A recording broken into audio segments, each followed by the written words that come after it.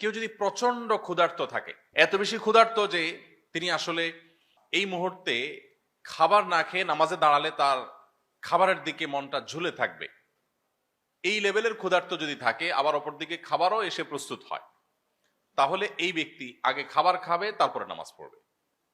এমনকি জামাত যদি ছুটে যায়, যাক, তিনি আগে খাবার খেয়ে নিবে। কারণ এই কোন রকম নামাজ পড়ার চাইতে ইসলাম চায় প্রত্যেকটা কাজ যেন আমরা পারফেকশনের সাথে করি, যথাযথভাবে করি, সবচেয়ে সুন্দরভাবে করি। নামাজ পড়বো পরিপূর্ণভাবে আল্লাহ স্মরণের জন্য, আমার আল্লাহ স্মরণে ব্যাঘাত সৃষ্টি হতে পারে সেরকম বিষয় যেন না থাকে। এই জন্য ইসলাম বলে এই লোক খাবার দাবার গ্রহণ করে তারপর নামাজ পড়বে। আবার এই মাসআলা সকাল বিকাল দুপুর তিনবারে যদি আপনি অ্যাপ্লাই করতে থাকেন, প্রতিবেলা চিন্তা করেন যে আগে খাবো, চা চক্র হবে, তারপরে নামাজ হবে, মসজিদে জামাত যায়, যাক, তাহলে সেটা ভুল হবে।